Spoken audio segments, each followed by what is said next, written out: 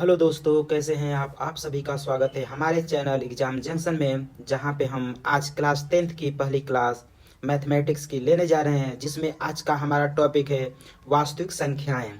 तो वास्तविक संख्या जानने से पहले हम कुछ और परिभाषाओं को जान लेते हैं। जैसे प्राकृतिक संख्या। प्राकृतिक संख्या क्या होती है? तो प्राकृतिक संख्या के बारे में हम जानेंगे कि प्राकृतिक संख्या क्या होती है। तो गिनती की संख्याओं को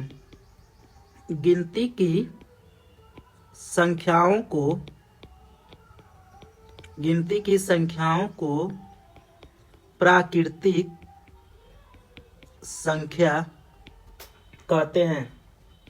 प्राकृतिक संख्या कहते हैं। जो गिनती की संख्याएं होती है उन्हीं को हम क्या कहते हैं? प्राकृतिक संख्या।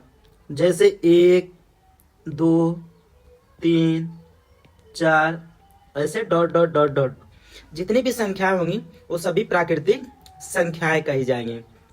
अगर पूछे कि सबसे छोटी प्राकृतिक संख्या, सबसे छोटी प्राकृतिक संख्या, तो सबसे छोटी प्राकृतिक संख्या अपनी क्या होती है? 1 होती है सबसे छोटी प्राकृतिक संख्या। अगर कहे कि सबसे बड़ी प्राकृतिक संख्या, तो सबसे बड़ी प्राकृतिक संख्या कोई नहीं होती है। ठीक है, क्योंकि जैसे ही किसी संख्या को मान लेंगे कि यह सबसे बड़ी प्राकृतिक संख्या है, तो जैसे ही उसकी उत्तरवर्ती लिखेंगे या अनुवर्ती लिखेंगे तो 1 जोड़ देंगे तो उस संख्या से क्या हो जाएगी? बड़ी संख्या हो जाएगी। इसलिए कोई भी संख्या सबसे बड़ी संख्या नहीं होती है। चलिए, पूर्ण संख्या अब जानेंगे। पूर्ण संख्या क्या होता है? पूर्ण संख्या, तो पूर्ण संख्या क्या कहते हैं?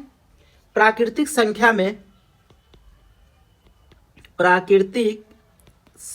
में जीरो को सम्मिलित करने पर प्राप्त संख्या पूर्ण संख्या कहलाती है।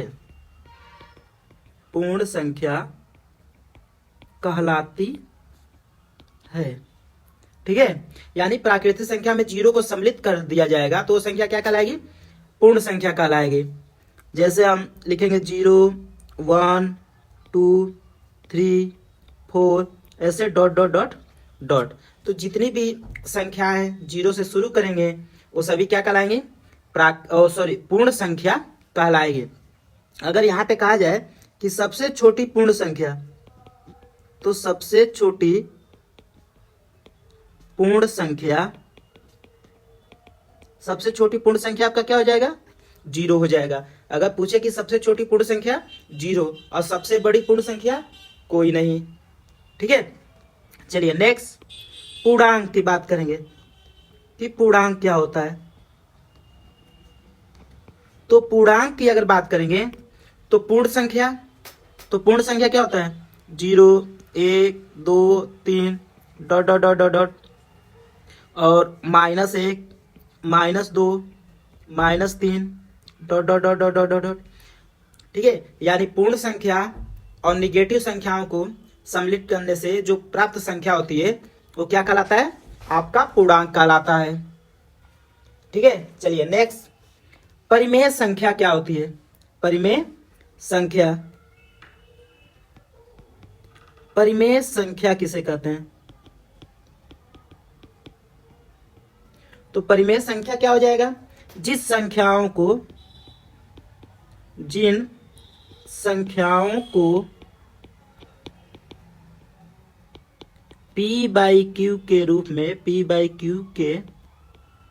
में लिखा जाता है, जहां P/Q के रूप में लिखा जाता है जहां P और Q पूर्णांक है, जहां P और Q पूर्णांक है तथा q इज नॉट इक्वल 0, तो ऐसी संख्याओं को परिमेय संख्या कहते हैं।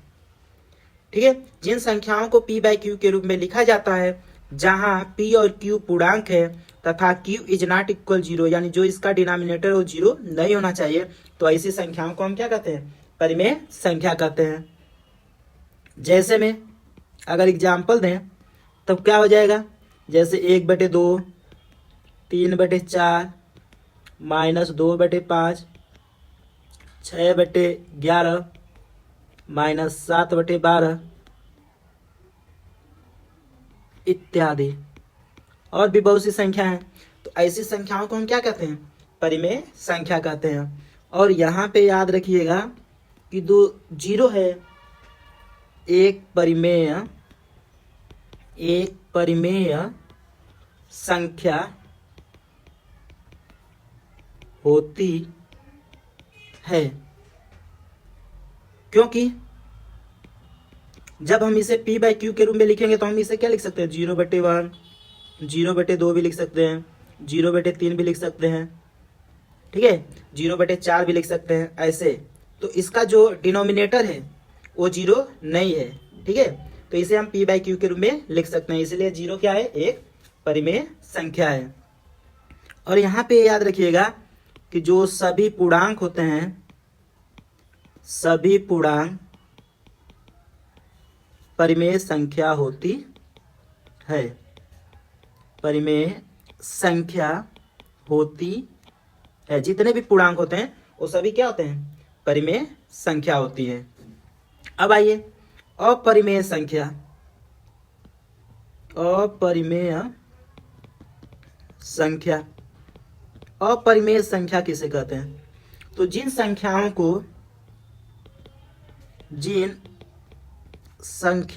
को p बाई क्यू के रूप में नहीं लिखा जा सकता है, नहीं लिखा जा सकता है, अपरिमेय संख्या कहलाती हैं। अपरिमेय संख्या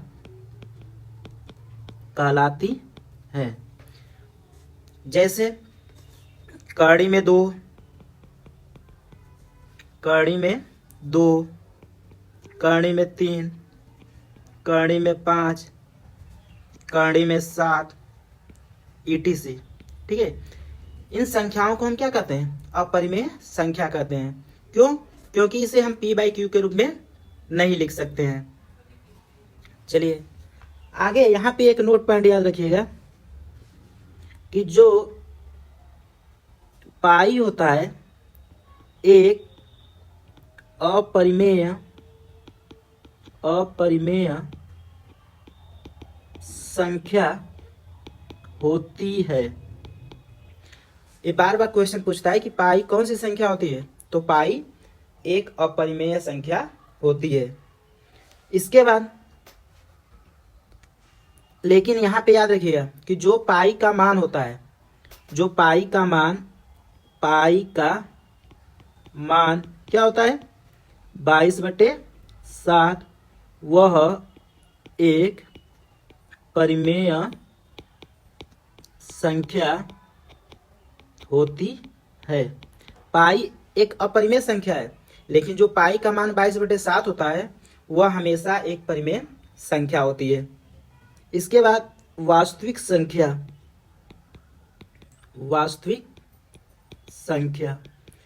तो वास्तविक संख्या या वास्तविक संख्या क्या होती है? तो परिमेय तथा अपरिमेय संख्याओं को, परिमेय तथा अपरिमेय संख्याओं को वास्तविक संख्या कहते हैं। वास्तविक संख्या कहते हैं। जो परिमेय और अपरिमेय संख्याएं होती हैं उन्हीं को हम क्या कहते हैं, वास्तविक संख्या कहते हैं। ठीक है, चलिए इसके बाद हमारा है यूक्लिड विभाजन परिमेयिका। सबसे इंपॉर्टेंट, यूक्लिड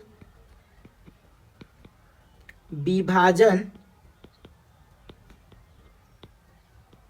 प्रमेयिका। तो यूक्लिड विभाजन प्रमेयिका क्या होता है? ठीक है, तो जो यूक्लिड विभाजन प्रमेयिका, या इसी को हम क्या कहते हैं, यूक्लिड विभाजन एल्गोरिथम कहते हैं। इसके द्वारा क्या होता है, कोई भी पूर्णांक, ठीक है, जो भी पूर्णांक आपस में विभाजित होते हैं इसी रूप में क्या होता है, संबंधित होता है, इसी के रूप में संबंधित होता है यूक्लिड विभाजन परिमेयिका या यूक्लिड विभाजन एल्गोरिथम के द्वारा। और यूक्लिड विभाजन परिमेयिका से हम क्या करते हैं, किसी भी दो धनात्मक पूर्णांकों का मौसा ज्ञात किया जाता है। कोई भी दो धनात्मक पूर्णांक होंगे उनका हम क्या करते हैं, मौसा ज्ञात करते हैं। तो हम क्या करेंगे यहाँ पे कि यूक्लिड विभाजन परिमेयिका क्या होता है, तो दो धनात्मक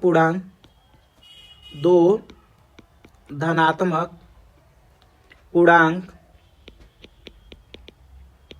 ए और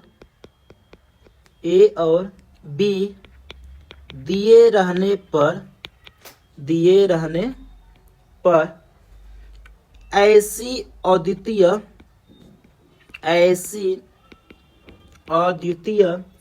पूर्ण संख्याएं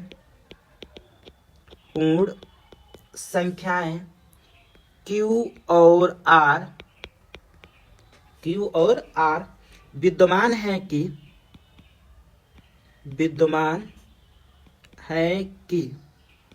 अब यहाँ पे याद रखिएगा कि कोई भी दो धनात्मक पूर्णांक दिया गया है तो ऐसी अद्वितीय पूर्ण संख्या Q और R विद्यमान है कि A बराबर QR प्लस ये हो जाएगा BQ प्लस R। और यहाँ पे याद रखिएगा कि जो R होगा वो 0 से बड़ा और B से क्या होगा, छोटा होगा। ठीक है, यहाँ पे अगर दो धनात्मक पूर्णांक है तो जैसे यहाँ पे ये कहा जा रहा है कि अगर A को हम B से भाग दे रहे हैं तो A को B से भाग देने पे क्या आता है, भागफल। तो भागफल यहाँ पे Q है और आपका रिमाइंडर क्या है, R है। किसी भी संख्या को हम भाग देते हैं तो भागफल और क्या आता है, शेषफल आता है। तो यहाँ पे B क्या है आपका, भाजक, A क्या है, भाज्य, Q क्या है आपका, भागफल, और R क्या है, शेषफल है। ठीक है, तो इसे कैसे लिखा जाता है, अगर देखा जाए तो भाज्य हमें प्राप्त करने के लिए, भाज्य प्राप्त करना है तो भाज्य बराबर क्या होता है, भाजक गुणे भागफल और प्लस क्या होता है, शेषफल होता है। यही होता है ना। तो यहाँ पे इसी के अनुसार क्या किया गया है, ये लिखा गया है। आपका यहाँ पे B क्या है, भाजक है, A क्या है आपका, भाज्य है, Q आपका क्या है, भागफल है, और R क्या आपका है, शेषफल है। तो इसी के अनुसार A ऊपर वाला लिखा गया है, A इसी के अनुसार A लिखा गया है। ठीक है, A आपका भाज्य हो जाएगा, B आपका भाजक, Q आपका भागफल और R क्या है, शेषफल है। तो इस प्रकार ये संबंधित होता है। तो अगर हम यहीं पे कहें एक एग्जाम्पल लें, ठीक है, एक क्या लिया जाए, एग्जाम्पल लिया जा रहा है। तो अगर एग्जाम्पल लिया जाए कि 12 को, ठीक है, यहाँ पे 12 को क्या किया जा रहा है, 5 से विभाजित किया जा रहा है। तो जब 12 को विभाजित करेंगे तो भाग कितने बार जाएगा, 2 बार, 5 दूना 10, तो शेषफल कितना बचेगा, 2 बचेगा। तो यहाँ पे आपका 12 क्या हो जाएगा, भाज्य हो जाएगा। आपका भाजक कितना है, 5 है, भागफल कितना है, 2, और शेषफल कितना है, 2 है। तो इसको हम इस रूप में क्या कर दिए, इसे लिख दिए। ऐसे ही और भी है। अगर यहाँ पे कहा जाए कि एक और 14 को या 17 को, एक और एग्जाम्पल लिया जा रहा है कि 17 को 5 से विभाजित कीजिए, तो ये क्या होगा, 5 तिहाई 15, कितना बचा, 2 बचा।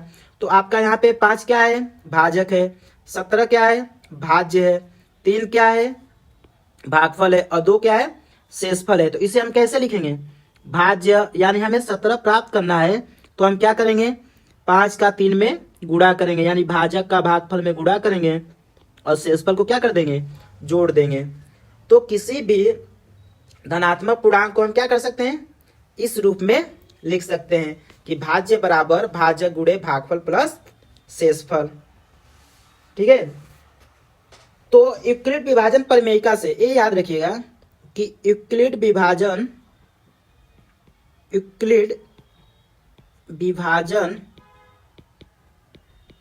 प्रमेयिका से, यूक्लिड विभाजन प्रमेयिका से दो धनात्मक पूर्णांकों का मॉस, या इसे हम क्या कहते हैं, HCF ज्ञात करते हैं। ये याद रखिए, जो यूक्लिड विभाजन परिमेयिका होता है उससे हम क्या करते हैं, दो धनात्मक पूर्णांकों का मॉस या HCF क्या करते हैं, ज्ञात करते हैं। तो जैसे यहाँ पे एक एग्जाम्पल लिया जाए, एग्जाम्पल ये है, क्या एग्जाम्पल है कि 4052 और 12576 का HCF यूक्लिड विभाजन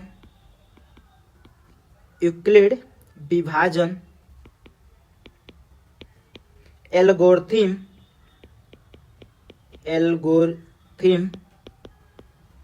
का प्रयोग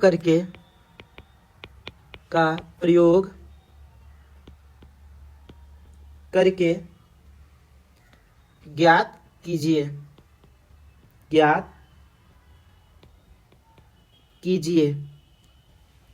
ठीक है। तो हम क्या करेंगे, यूक्लिड विभाजन एल्गोरिथम का प्रयोग करके हम इसका क्या ज्ञात करेंगे, HCF ज्ञात करेंगे। तो यहाँ पे जब हम ज्ञात करेंगे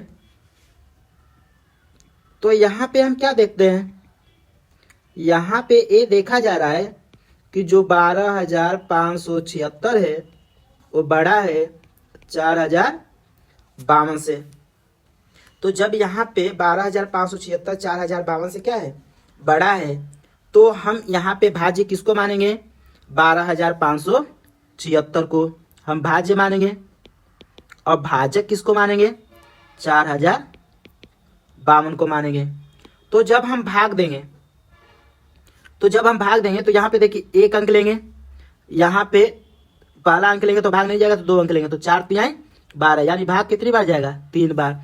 तो क्या हो जाएगा, 3 दूना 6, 5 तिहाई 15 को 5 हासिल लगा, 1 3 का 0 में गुणा करेंगे तो 0 हो जाएगा, और 1 हासिल है तो 1 हो जाएगा, और 4 तिहाई 12 हो जाएगा।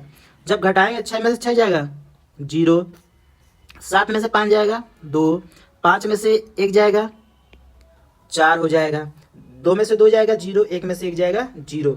तो जो भाज्य हमारा है 12576, इसको प्राप्त करने के लिए हम क्या कर देंगे, भाजक हमारा क्या है, 4052 के भागफल क्या है, 3 में गुणा करेंगे और शेषफल को हम क्या कर देंगे, जोड़ देंगे, तो हमारा 12576 पता चल जाएगा।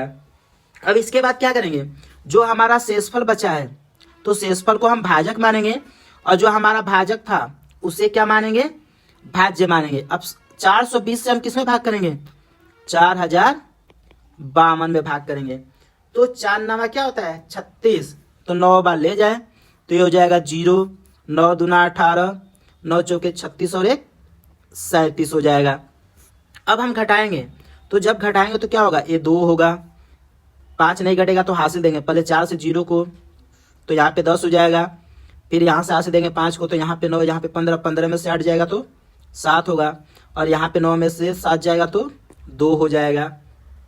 ठीक है। तो अब हमें 4000 52 प्राप्त करना है। तो 4052 प्राप्त करेंगे तो क्या करना पड़ेगा, 420 का 9 में गुणा करना पड़ेगा। तो 420 गुणे 9 और 272 हम क्या कर देंगे, जोड़ देंगे। अब 272 जो हमारा शेषफल है इसको हम क्या मानेंगे, भाजक मानेंगे, और 420 को क्या मानेंगे, भाज्य। तो 420 में भाग देना है। तो अब भाग कितनी बार जाएगा, एक बार। तो ये 272 हो जाएगा, क्योंकि 2 बार ले जाएंगे तो ज्यादा हो जाएगा। यहाँ से 80 देंगे 10, 10 में से 2 जाएगा 8 हो जाएगा। यहाँ से 80 देंगे तो 11, 11 में से 7 जाएगा 4 होगा। 3 में से 2 जाएगा 1 हो जाएगा। तो जब हमें 420 प्राप्त करना है तो 420 प्राप्त करने के लिए हम क्या करेंगे, 272 में 1 से गुणा करेंगे और हमारा शेषफल क्या है, 148 जोड़ देंगे। अब यहाँ पे 148 जो शेषफल है उसे हम क्या मानेंगे, भाजक। 272 को क्या मानेंगे, भाज्य मानेंगे। तो ये हो जाएगा आपका 272। भाग कितनी बार जाएगा, 2 बार ले जाएंगे तो इससे ज्यादा हो जाएगा। तो 1 बार ले जाएंगे तो 148 हो जाएगा। अब घटा लेंगे तो घटाएंगे तो कितना आएगा, यहाँ से 80 देंगे कितना होगा, 12, 12 में से 4 जाएगा, 12 में से 8 जाएगा तो 4 बचेगा। तो यहाँ पे हम 4 लिख ले रहे हैं। यहाँ पे 6 बचा, 6 में से 4 जाएगा तो 2 होगा। और यहाँ पे क्या बचेगा, 2 में से 1 जाएगा तो 1 हो जाएगा। ठीक है, तो शेषफल कितना है, 124। यानी 272 प्राप्त करना है तो हमें क्या करना पड़ेगा, 272 प्राप्त करना है तो हम 148 में 1 का गुणा करेंगे और 124 जोड़ देंगे। अब 124 हमारा क्या हो जाएगा, भाजक हो जाएगा, और 148 हमारा क्या हो जाएगा, भाज्य हो जाएगा। तो 148 में भाग करेंगे 124 से, तो भाग करेंगे तो कितनी बार जाएगा, 1 बार। ये हो जाएगा 124। घटा लीजिए, 8 में से 4 जाएगा 4, 4 में से 2 जाएगा 2 होगा, 1 में से 1 जाएगा 0।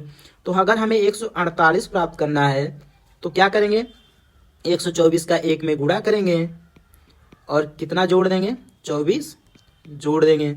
अब ऐसे हम 24 को क्या मानेंगे, भाजक, और 124 को क्या मानेंगे, भाज्य मानेंगे। तो ये हो जाएगा 124। अब भाग करेंगे तो भाग कितनी बार जाएगा, 5 बार। 24 बचे क्या होता है, 120 होता है। और 124 में से 120 घटाएंगे तो कितना आएगा, 4 आएगा। तो जब हमें 124 प्राप्त करना है तो हम क्या करेंगे, 24 का 5 में गुणा करेंगे और 4 क्या कर देंगे, जोड़ देंगे। अब इसके बाद क्या करेंगे, 4 से भाग करेंगे, किसमें, 24 में। तो अब कितनी बार जाएगा, 4 छक्का 24। लास्ट में हमारा रिमाइंडर कितना आ गया, 0 आ गया। तो यहाँ पे हम क्या करेंगे, यहाँ पे लिख दे रहे हैं। तो हमें 24 प्राप्त करने के लिए 4 का 6 में गुणा करना पड़ेगा और शेषफल क्या आ जाएगा, 0 आ जाएगा। तो लास्ट में हमारा शेषफल क्या आ गया, 0। तो लास्ट में हमारा किससे कटा है, 4 से कटा है। तो जब 4 से कटा है तो यहाँ पे जो HCF होगा, यानी 4052 और 12576 का जो HCF होगा वो कितना होगा, 4 होगा। यानी मौसा कितना आएगा, 4 आएगा। तो ये होता है यूक्लिड विभाजन प्रमेय का या यूक्लिड विभाजन एल्गोरिथम होता है। क्योंकि यूक्लिड विभाजन प्रमेय का को हम क्या कहते हैं, यूक्लिड विभाजन एल्गोरिथम कहते हैं। क्यों, क्योंकि जो यूक्लिड विभाजन प्रमेय का होता है और यूक्लिड विभाजन एल्गोरिथम होता है, ये परस्पर क्या होते हैं, अंतर्निहित होते हैं, यानी एक दूसरे के में सम्मिलित होते हैं। इसीलिए जो यूक्लिड विभाजन प्रमेयिका होती है उसी को हम क्या कहते हैं, यूक्लिड विभाजन एल्गोरिथम भी कहा जाता है। तो जो यूक्लिड विभाजन प्रमेयिका या यूक्लिड विभाजन एल्गोरिथम होता है वह केवल धनात्मक पूर्णांकों के लिए ही क्या किया जाता है, लिखा गया है। ठीक है, तो हम क्या करते हैं, यूक्लिड विभाजन प्रमेयिका का प्रयोग करके 2 धनात्मक पूर्णांकों का मौसा ज्ञात करते हैं, जैसे आपको एग्जाम्पल के द्वारा समझाया गया है। चलिए नेक्स्ट, अब यहाँ पे आपका क्वेश्चन शुरू हो रहा है। क्वेश्चन क्या कर रहा है कि निम्नलिखित संख्याओं का HCF ज्ञात करने के लिए यूक्लिड विभाजन एल्गोरिथम, निम्नलिखित संख्याओं का HCF ज्ञात करने के लिए यूक्लिड विभाजन एल्गोरिथम का प्रयोग, यहाँ पे क्या है, का प्रयोग कीजिए। ठीक है ना। तो जैसे पहला क्वेश्चन आपका क्या दिया गया कि 135 और 225 का हमें क्या करना है, यूक्लिड विभाजन एल्गोरिथम का प्रयोग करके HCF ज्ञात करना है।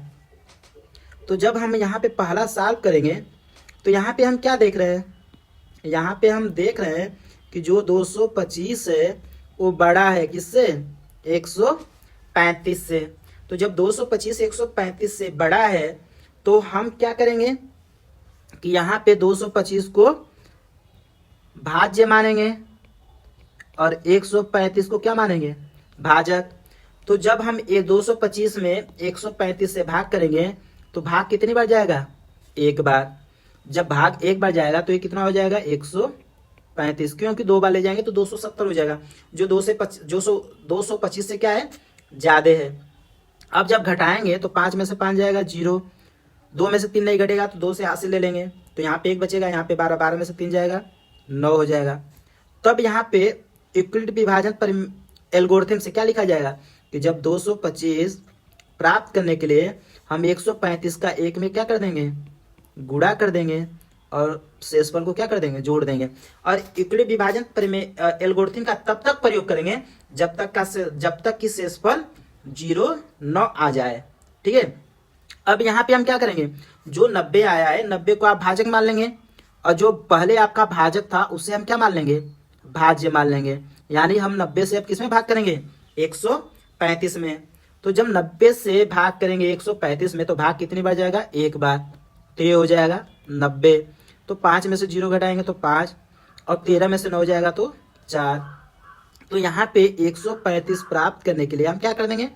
90 का 1 में गुणा करेंगे और 45 जोड़ देंगे। अब यहाँ पे जो 90 है 90 को हम क्या मानेंगे? अब भाज्य मानेंगे। और जो हमारा शेषफल 45 आया उसे हम क्या मानेंगे?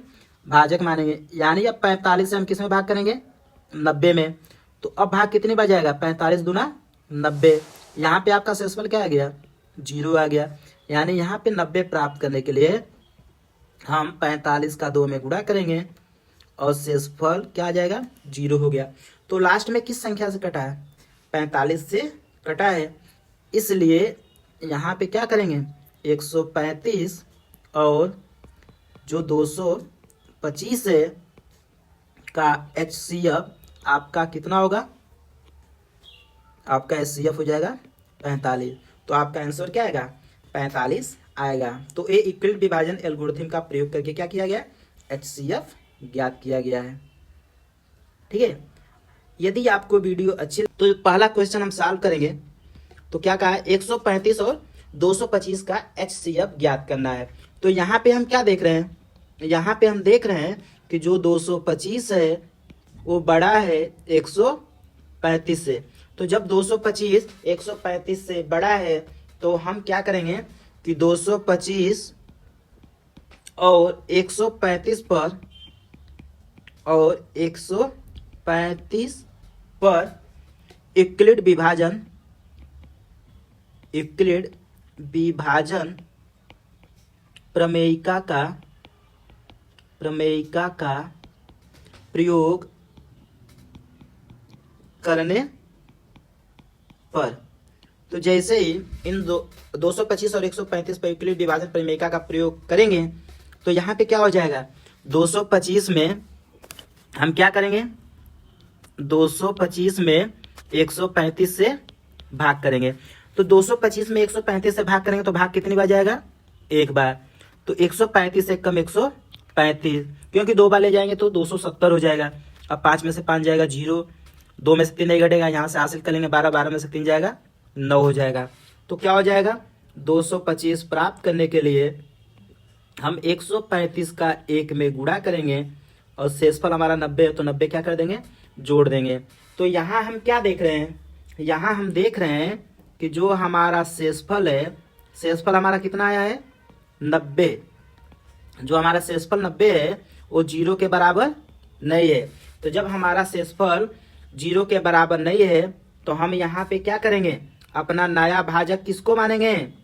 जो हमारा नया भाजक होगा वो 135 होगा। जो हमारा नया भाजक होगा वो कौन होगा? नया भाजक 90 और नया भाज्य कौन हो जाएगा? और नया भाज्य 135 हो जाएगा। तो नया भाजक 90 और नया भाज्य 135 मानते हुए यूक्लिड विभाजन प्रमेयिका का यूक्लिड विभाजन प्रमेयिका का प्रयोग करने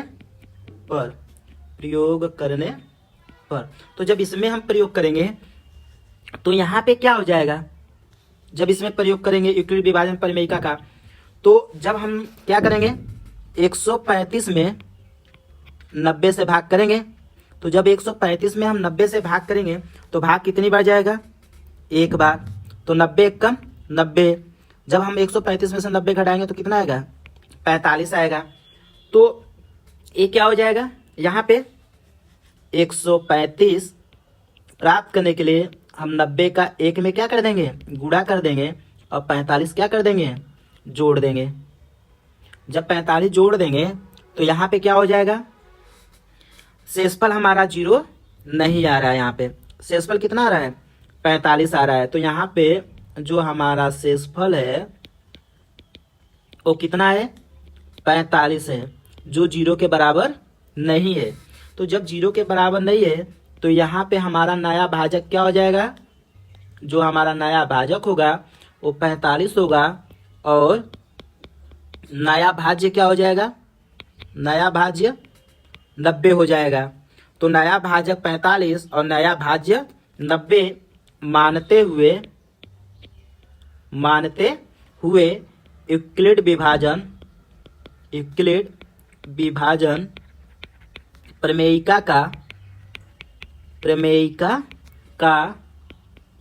प्रयोग करने पर तो जैसे हम इसका प्रयोग करेंगे यूक्लिड विभाजन प्रमेयिका का, तो जब हम 90 में 45 से भाग करेंगे तो 45 दूना क्या हो जाएगा, 90, यानी 2 बार में भाग चला जाएगा और शेषफल क्या बचेगा, तब 0 हो जाएगा। तो अब यहाँ पे हम क्या देख रहे हैं कि 45 से 90 में भाग दिए हैं, तो यहाँ शेषफल क्या आ गया है, यहाँ हमारा शेषफल क्या आ गया है, 0। तो जैसे ही शेषफल 0 आ जाएगा तो यहाँ पे जो विभाजन की प्रक्रिया होगी, विभाजन की प्रक्रिया क्या हो जाएगी, समाप्त हो जाती है, जो विभाजन है वो क्या हो जा रहा है, समाप्त हो जा रहा है। तो चूंकि इस स्थिति में जब शेषफल 0 हो गया है तो इस स्थिति में जो भाजक हमारा है वो क्या है, 45 है, भाजक क्या है, 45 है। तो जिससे लास्ट में कटता है तो जो हमारा भाजक 45 है वही हमारा क्या हो जाएगा, इसलिए 225 और 135 का जो HCF होगा वो कितना होगा, 45 होगा। तो 225 और 135 का HCF क्या होगा, 45 होगा। तो ये हो गया पहला क्वेश्चन कि 135 और 225 का HCF कितना आएगा, 45 आएगा। ठीक है, तो चलिए हम दूसरा क्वेश्चन करते हैं। तो जब सेकेंड क्वेश्चन हम सॉल्व करेंगे तो सेम इसी तरीके से, ठीक है। सेकेंड क्वेश्चन कह रहा है कि 196 और 38,220 का हमें क्या करना है, HCF ज्ञात करना है यूक्लिड विभाजन एल्गोरिथम का प्रयोग करके। तो यहाँ पे हम क्या देख रहे हैं, यहाँ पे देख रहे हैं कि जो 38,220 है वह 196 से बड़ा है। तो यहाँ पे क्या करेंगे कि 38,220 और 196 पर यूक्लिड विभाजन प्रमेयिका का प्रयोग करने पर, तो जब यूक्लिड विभाजन प्रमेयिका का प्रयोग करेंगे तो हम क्या करेंगे, 38,220 में किससे भाग करेंगे, 196 से। तो जब हम 38,220 में 196 से भाग करेंगे तो 3 अंक है तो 3 अंक लेंगे, भाग कितनी बार जाएगा, एक बार, तो ये हो जाएगा 196। जब घटाएंगे तो यहाँ से 80 देंगे, 12 में 6 जाएगा 6, यहाँ पे 7 बचा, यहाँ से 80 देंगे 17 में से 9 जाएगा 8, और यहाँ 2 बचा, 2 में से 1 जाएगा, 1 हो जाएगा। अब इसके बाद हम क्या कर लेंगे, अगला अंक 2 उतार लेंगे। जैसे 2 उतारेंगे, अब भाग कितनी बार जाएगा, 9 बार। तो जब 9 बार भाग ले जाएंगे तो 9 छक्का 54, हासिल लगा 5, 9 9 81, 81 और 5 86, हासिल लगा 8, 9 एकम 9, 9 8 17, घटा देंगे। यहाँ से हासिल करेंगे 12, 12 में से 4 जाएगा, 8 हो जाएगा। यहाँ से हासिल करेंगे 15, 15 में से 6 जाएगा, 9 हो जाएगा। यहाँ पे 7 बचा, 7 में से 7 जाएगा 0, 1 में से 1 जाएगा 0। आगे वाला 0 क्या कर लेंगे, उतार लेंगे। अब भाग कितनी बार जाएगा, 5 बार। तो जब 196 का 5 में गुणा करेंगे तो कितना आ जाएगा, 980 हो जाएगा। तो लास्ट में क्या आ रहा है, 0 आ जा रहा है। तो यहाँ पे क्या होगा, जो 38,220 है, जो हमारा भाज्य है, ठीक है, ये प्राप्त करने के लिए हम क्या कर देंगे, हमारा जो भाजक है 196 और जो भागफल आया है 195, इन दोनों का गुणा करेंगे और शेषफल यहाँ पे क्या आ गया है, 0 आ गया है। तो शेषफल क्या हो जाएगा, 0। यहाँ पे शेषफल क्या है, यहाँ पे शेषफल क्या हो गया, 0 हो गया। तो जब शेषफल 0 हो गया तो विभाजन की प्रक्रिया क्या हो जाती है, समाप्त हो जाती है।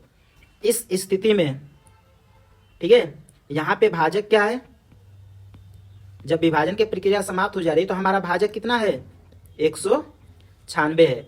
तो जो हमारा भाजक होगा वही इन दोनों संख्याओं का क्या होगा, महत्तम समापवर्तक होगा।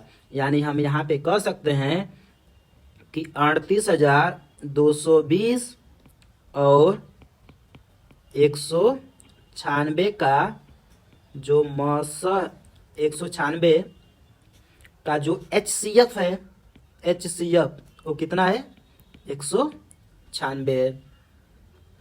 ठीक है, तो ये हमारा हो गया दूसरा क्वेश्चन कि 196 और 38,220 का यूक्लिड विभाजन एल्गोरिथम के प्रयोग से हमारा जो HCF आया वो कितना है, 196 है। अब हम कौन सा क्वेश्चन सॉल्व करेंगे, तीसरा क्वेश्चन को, इसी में का तीसरा क्वेश्चन सॉल्व करेंगे। तो यहाँ पे तीसरा क्वेश्चन सॉल्व करेंगे। तीसरा क्वेश्चन क्या कहा है कि 867 और 255 का। तो यहाँ पे हम क्या देख रहे हैं, यहाँ पे हम देख रहे हैं कि जो 867 है वो 255 से बड़ा है। तो जब 867 255 से बड़ा है तो 867 और 255 पर यूक्लिड विभाजन प्रमेयिका का प्रयोग करने पर, तो यूक्लिड विभाजन प्रमेयिका का प्रयोग करेंगे तो हम क्या करेंगे, 867 में 255 से भाग करेंगे। तो भाग कितनी बार जाएगा, जब हम भाग करेंगे तो 3 बार ले जाएंगे। तो जब हम 3 बार ले जाएंगे तो ये कितना हो जाएगा, 3 बार भाग ले जाएंगे तो ये हो जाएगा 765। घटाएंगे तो क्या हो जाएगा, 7 में से 5 जाएगा 2, 6 में से 6 जाएगा 0, 8 में से 7 जाएगा 1। तो ये क्या हो जाएगा, यहाँ पे 867 प्राप्त करने के लिए हम 255 का 3 में गुणा करेंगे और 102 जोड़ देंगे जो हमारा शेषफल है। तो यहाँ पे हम क्या देख रहे हैं कि यहाँ पे जो हमारा शेषफल है, यहाँ पे जो हमारा शेषफल है वो 0 नहीं है, क्या है, 102 है, जो 0 नहीं है। तो इसलिए हम यहाँ पे क्या करेंगे, नया भाजक, हमारा नया भाजक क्या होगा, 102 और नया भाज्य क्या हो जाएगा, 255।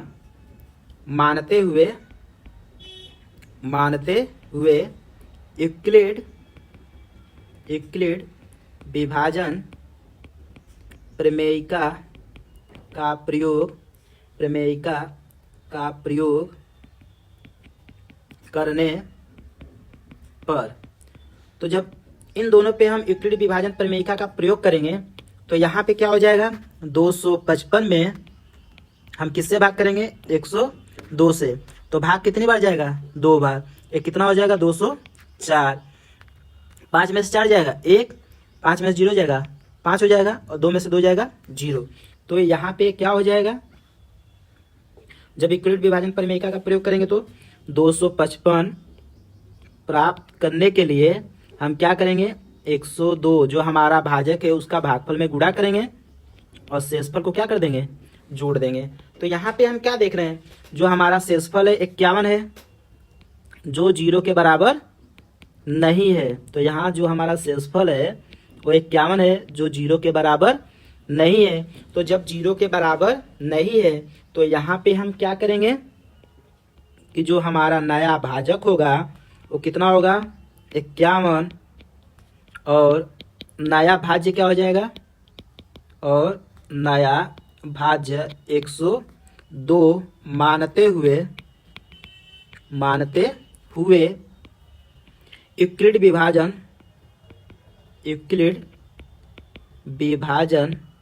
प्रमेयिका का प्रयोग करने पर। तो जब हम यूक्लिड विभाजन प्रमेयिका का प्रयोग करेंगे यहाँ पे, तो ध्यान दीजिएगा, जब हम 102 में 51 से भाग करेंगे तो 51 दूना कितना होता है, 102 होता है। यानी 51 का 2 में गुणा करेंगे तो भाग पूरी चला जाएगा, यानी हमारा शेषफल क्या आ जाएगा यहाँ पे, 0। तो जब यहाँ पे शेषफल 0 आ गया, यहाँ पे शेषफल क्या आ गया, 0 आ गया। तो यहाँ पे जब शेषफल आपका क्या आ गया, यहाँ पे जो शेषफल है वो क्या आ गया, 0 आ गया। तो यहाँ पे जैसे ही शेषफल 0 आएगा वहां से विभाजन प्रक्रिया क्या हो जाती है, समाप्त हो जाती है। इस स्थिति में जो हमारा भाजक है वो क्या है, 51। जो हमारा भाजक है वो क्या है, 51 है। किस स्थिति में, जब हमारा शेषफल क्या हो जा रहा है, 0 हो जा रहा है। तो इस स्थिति में जो हमारा भाजक है वो 51 है, जो 867 और 255 का क्या है, महत्तम समापवर्तक है। तो 867 और 255 का जो HCF है वो कितना है, 51 है। ठीक है, तो ये हमारा क्या हो जाएगा, आंसर हो जाएगा। चलिए नेक्स्ट क्वेश्चन, कह रहा दर्शाइए कि कोई भी धनात्मक विषम पूर्णांक 6q+1, 6q+3 या 6q+5 के रूप का होता है, जहां q क्या है, कोई पूर्णांक है।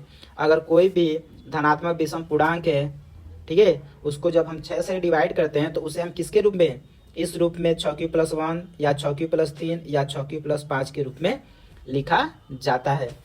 तो यहाँ पे हम क्या करेंगे, सॉल्व करेंगे। तो यहाँ पे क्या करेंगे, मानेंगे, क्या मानेंगे कि माना कोई धनात्मक विषम पूर्णांक,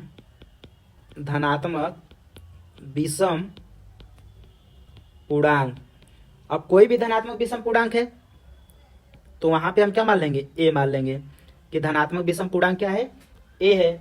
जिसको हम क्या करें, जिसको 6 से विभाजित करने पर, 6 से विभाजित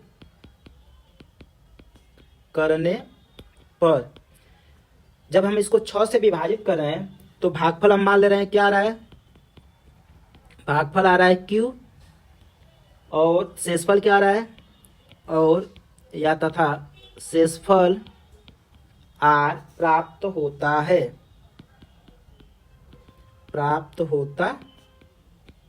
है। ठीक है, तो कोई भी विषम पूर्णांक है, अब एक जगह पर कुछ भी ले सकते हैं। जब 6 से उसे विभाजित करेंगे तो भागफल, अब यहाँ पे हम ए माने हैं तो मान लेने कि भागफल क्यू आ रहा है और शेषफल क्या आ रहा है, आर प्राप्त हो रहा है। तब यूक्लिड विभाजन प्रमेयिका से हम क्या लिख सकते हैं, तब यूक्लिड विभाजन प्रमेयिका से, तो यूक्लिड विभाजन प्रमेयिका से क्या हो जाएगा, यहाँ पे ये हो जाएगा ए बराबर 6q+r, ये हो जाएगा। और यहाँ पे याद रखिएगा कि जहाँ जो r की वैल्यू होगी वो 0 से बड़ा या 0 के बराबर, लेकिन 6 से क्या होगा, छोटा होगा। जिससे हम भाग करेंगे उससे हमारा शेषफल क्या होगा, छोटा होगा। या हम यहाँ पे कह सकते हैं कि जहाँ r की जो वैल्यू होगी 0 होगा, 1 होगा, 2 होगा, 3 होगा, 4 होगा और 5 होगा, यही शेषफल हो सकता है। अब यहाँ पे बारी बारी हम क्या करेंगे, r की वैल्यू इसमें रखेंगे। तो यदि r बराबर क्या है, 0 है, तब ए बराबर क्या हो जाएगा 6 यदि आर बराबर क्या है 1 है, शेषफल अगर 1 है तब ए बराबर क्या हो जाएगा 6 प्लस 1 हो जाएगा। यदि आर बराबर क्या है 2 है, यदि शेषफल 2 आ रहा है तब इसे हम कैसे लिख सकते हैं ए बराबर 6 प्लस 2 लिख सकते हैं। यदि आर बराबर क्या है 3 है तब ए बराबर क्या लिख सकते हैं, इसमें वैल्यू रखेंगे तो 6 प्लस 3 लिख सकते हैं। यदि आर बराबर क्या है, यदि आर बराबर 4 है तब ए बराबर क्या लिख सकते हैं, वैल्यू वहां पुट करेंगे तो 6 प्लस 4 लिख सकते हैं। और यदि आर बराबर क्या है, आर की वैल्यू 5 रखें, अगर शेषफल 5 आए तब ए बराबर क्या रखेंगे 6 प्लस 5 हो जाएगा। इस तरीके से हम लिख सकते हैं। यहां पे हम देख रहे हैं जो यहां पे है ऊपर क्या है, यहां पे हम देख रहे हैं कि उपरोक्त में जो भी ये प्राप्त हुआ है, उपरोक्त में हम यहां पे देख रहे हैं क्या कि जो ए बराबर 6 है, ए बराबर 6 प्लस 2 है और ए बराबर 6 प्लस 4 है। ए के लिए सम संख्या के रूप में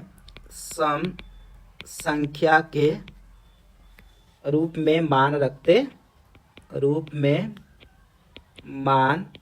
रखते हैं। जो ये सभी संख्याएं हैं वो क्या हैं, सम संख्या के रूप में मान रखते हैं। मतलब ये जो संख्या है वो सम संख्या के रूप के हैं, यानी यह सम संख्या है जो 2 से क्या हो जाएंगे, विभाजित हो जाएंगे। अतः यहाँ पे क्या कहा गया है कि जब ए विषम है, जब ए क्या है विषम है, ए को हम विषम माने हैं, लेकिन यहाँ पे क्या रहा है सभी सम संख्या के रूप में मान रख रहे हैं, जबकि ए को क्या माना गया है विषम माना गया है। तब यह कौन 6 प्लस 1 या 6 प्लस 3 या 6 प्लस 5 के रूप का होगा। जो ये सभी किसको डिनोट कर रहे हैं, विषम पूर्णांक के रूप में। यानी जब ए क्या होगा विषम होगा तो उसे हम 6 प्लस 1 या 6 प्लस 3 या 6 प्लस 5 के रूप में लिख सकते हैं। ठीक है, यानी कोई भी धनात्मक विषम पूर्णांक होगा तो वह किस रूप का होगा, 6 प्लस 1, 6 प्लस 3 या 6 प्लस 5 के रूप का होगा। जैसे यहाँ पे एक हम एग्जाम्पल ले रहे हैं, क्या है कि हम कह रहे हैं कि यहाँ पे 7 को किससे, 7 को आप डिवाइड कीजिए 6 से, तो कितनी बार जाएगा 6 एकम 6। यहाँ पे शेषफल क्या बच रहा है, 1 बच रहा है ना, तो हम इसे क्या लिख सकते हैं, 7 को 6 गुणे 1 प्लस 1। यहाँ पे ध्यान दीजिए जो हमारा 1 है वो क्या है भागफल है और यहाँ पे 1 क्या है शेषफल है, तो हम इसे क्या लिख सकते हैं 6 प्लस 1 हो गया कि नहीं। ऐसे ही अगर हम कहें कि 6 से भाग कीजिए किसमें, अब 9 में, तो 6 एकम 6, यहाँ पे क्या बच रहा है शेषफल 3, तो इसे हम क्या लिखेंगे 9 बराबर 6 गुणे 1 प्लस 3।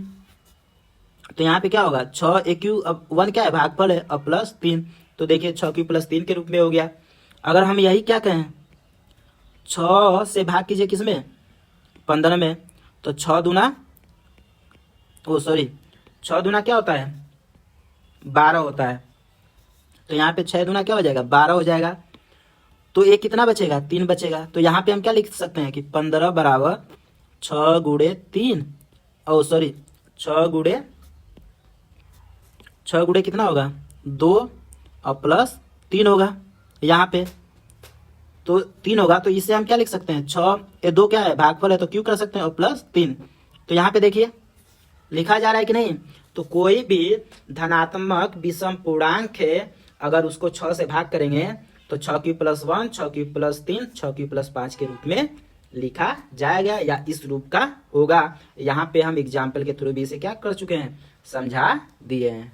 चलिए नेक्स्ट क्वेश्चन कह रहा है किसी परेड में 616 सदस्यों वाली एक सेना आर्मी की टुकड़ी को 32 सदस्यों वाले एक आर्मी बैंड के पीछे मार्च करना है। दोनों समूहों को समान संख्या वाले स्तंभों में मार्च करना है। उन स्तंभों की अधिकतम संख्या क्या है जिसमें वे मार्च कर सकते हैं। ठीक है, जिसमें वो क्या कर सकते हैं, मार्च कर सकते हैं। तो यहाँ पे जब सॉल्व करेंगे तो सेना की टुकड़ी में, जो सेना की टुकड़ी है, तो सेना की टुकड़ी में सदस्यों की संख्या कितना है, 616 है। और ये कह रहा है कि को 32 सदस्यों वाले एक आर्मी बैंड के पीछे मार्च करना है। तो आर्मी बैंड के पीछे मार्च करने वाले, आर्मी बैंड के पीछे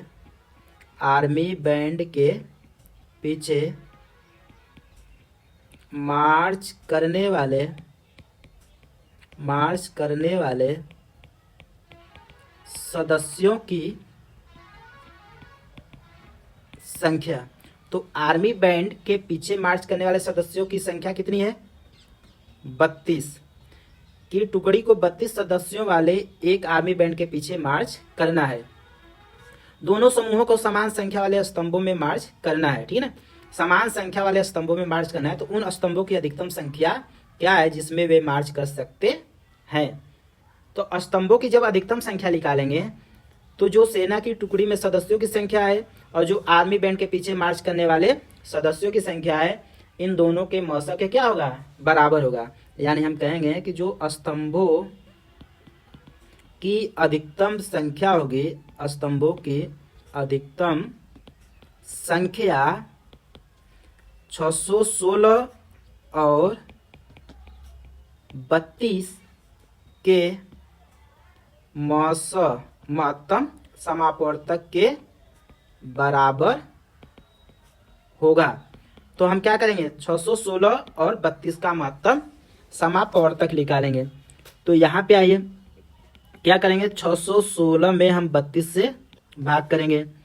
तो 2 अंक है तो 2 अंक लेकर चलेंगे, तो 32 दूना 64 हो जाएगा। तो हमारा भाग 2 बार ना जाएगा, कितनी बार जाएगा, 1 बार।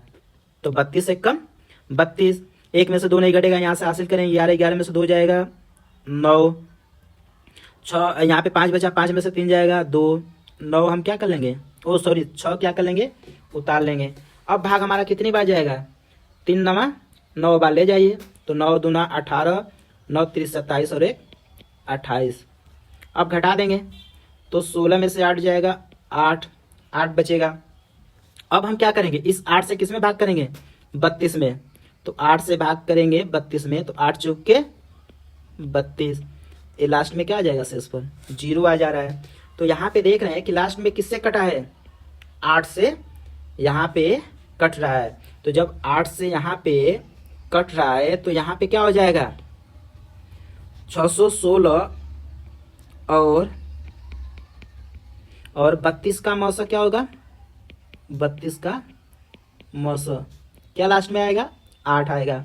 तो जो मौसा आएगा वही क्या होगी, स्तंभों की अधिकतम संख्या होगी। तो स्तंभों की अधिकतम संख्या क्या होगी, स्तंभों की अधिकतम संख्या, तो स्तंभों की अधिकतम संख्या क्या हो जाएगी, 8 हो जाएगी। तो ये हमारा क्या हो जाएगा, आंसर होगा जिसमें वे मार्च कर सकते हैं।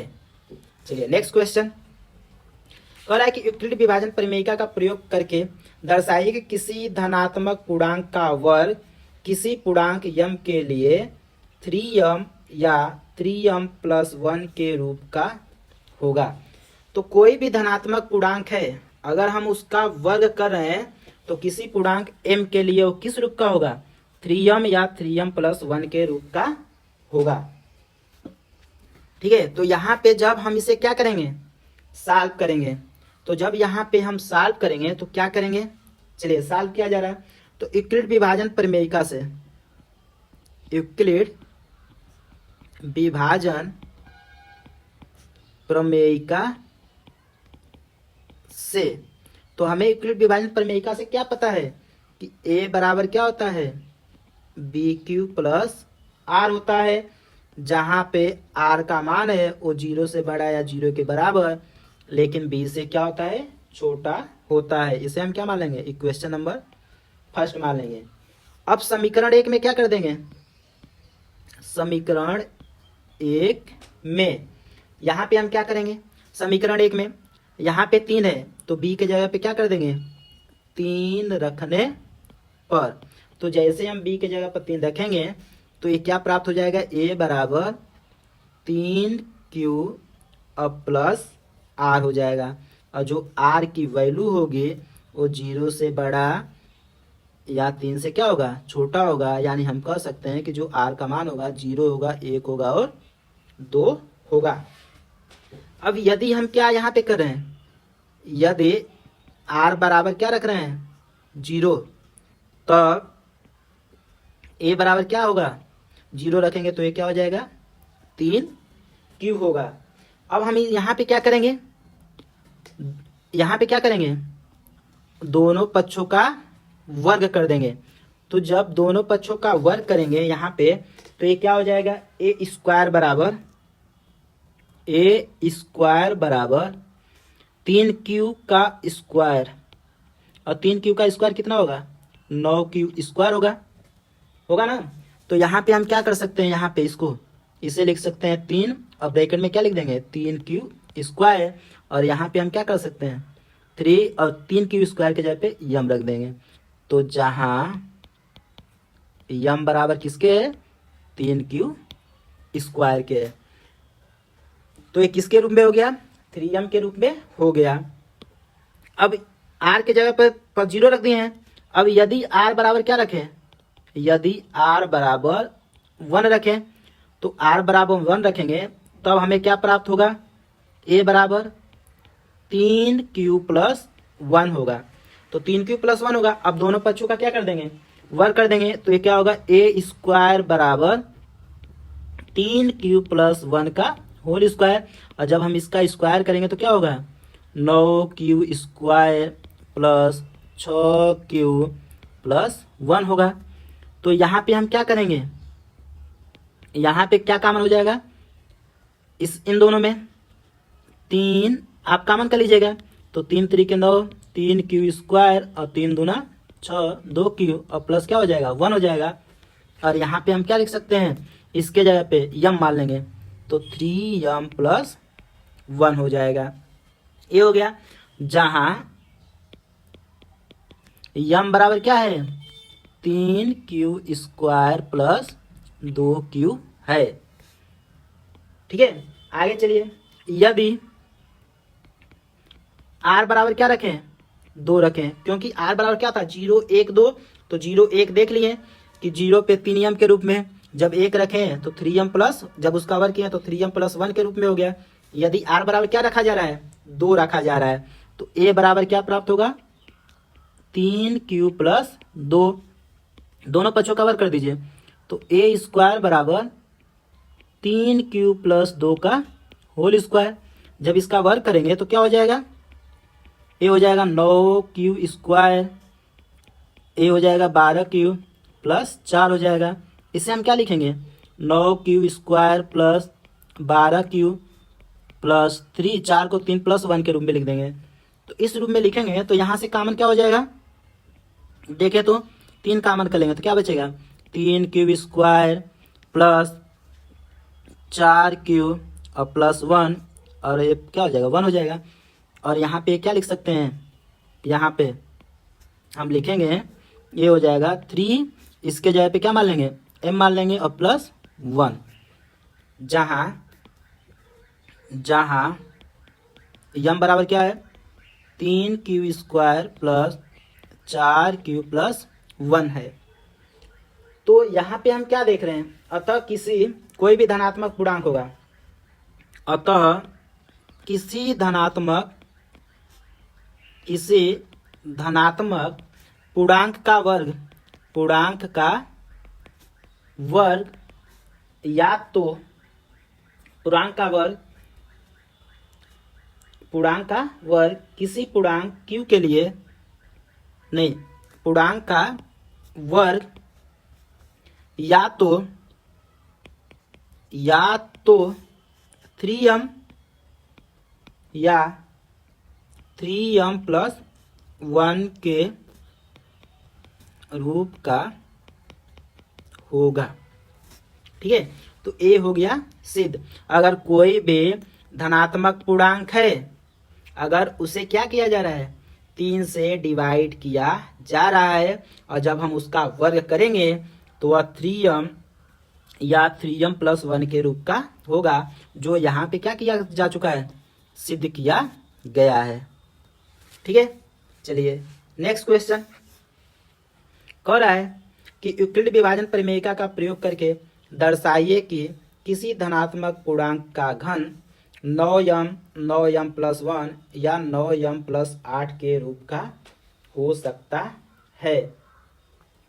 इस 9m प्लस 8 के रूप का हो सकता है। तो यहाँ पे मानेंगे कि माना x कोई धनात्मक पूर्णांक है, तो जब x कोई धनात्मक पूर्णांक है तो इसे किस रूप में लिख सकते हैं, कोई भी धनात्मक पूर्णांक होता है तो उसे हम किस रूप में लिखते हैं, तो 3q प्लस 1 या 3q प्लस 2 के रूप का होगा। अगर कोई भी धनात्मक पूर्णांक है तो वह किस रूप का होता है, 3q प्लस 1 या 3q प्लस 2 के रूप का होता है। तो यदि x बराबर किस रूप में है, 3q के रूप में, अगर हम इसका घन करें तो ये क्या होगा, x क्यूब, ये कितना होगा 3q का क्यूब, ये कितना हो जाएगा 27 q पे 3। तो इसे हम क्या लिख सकते हैं, ऐसे लिख सकते हैं 9 ब्रैकेट में 3q पे 3 घात। तो यहाँ पे हम क्या कर सकते हैं, इसे कर सकते हैं 9 और इसे क्या मान सकते हैं, m मान सकते हैं, जहां m बराबर क्या है 3q पे 3 घात है। तो जैसे ही x कोई धनात्मक पूर्णांक है और वह किस रूप में, 3q के रूप में लिखा गया है, तो इसके घन को हम किस रूप में लिख सकते हैं, 9m के रूप में लिख सकते हैं। ऐसे आगे यदि जो x है वह क्या है, 3q प्लस 1 के रूप में है। ठीक है, तो जब हम इसका घन करेंगे तो x क्यूब, इसका घन क्या हो जाए, इसका घन करेंगे 3q प्लस 1 के पावर 3 हो जाएगा। तो जब हम इसका घन करेंगे तो ये क्या होगा, 3 3 के 9 3 27 q पे 3 घात, ये क्या होगा 27 q स्क्वायर, और क्या होगा 9q और प्लस 1 हो जाएगा, इतना हो जाएगा। अब हम क्या करेंगे, यहाँ पे इन तीनों में से 9 कॉमन कर लेंगे, तो क्या बचेगा 9 3 27, 9 3 27 3 क्यू स्क्वायर, और यहाँ पे क्यू बचेगा और प्लस 1। तो 3q पे 3 घात plus 3q square plus q, इसके जगह पे हम क्या रख देंगे, m रख देंगे। तो ये क्या हो जाएगा, जैसे ही हम यहाँ पे m रखेंगे तो ये क्या हो जाएगा 9m प्लस 1 हो जाएगा, जहाँ m बराबर क्या है, m बराबर 3q पे 3 घात प्लस 3q स्क्वायर और प्लस यहाँ पे क्या है q है।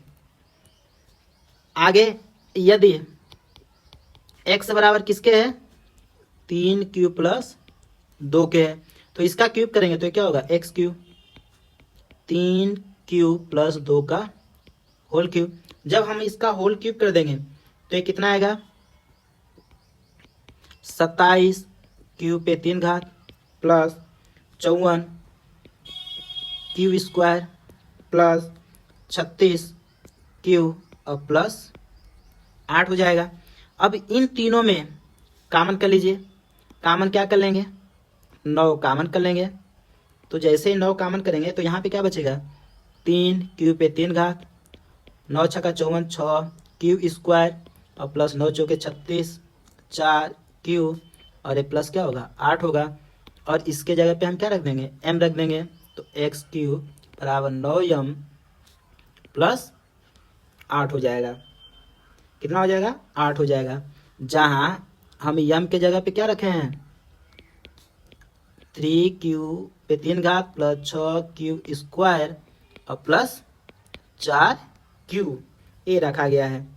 तो अतः किसी धनात्मक, कोई भी धनात्मक, अतः किसी धनात्मक पूर्णांक का घन, धनात्मक पूर्णांक का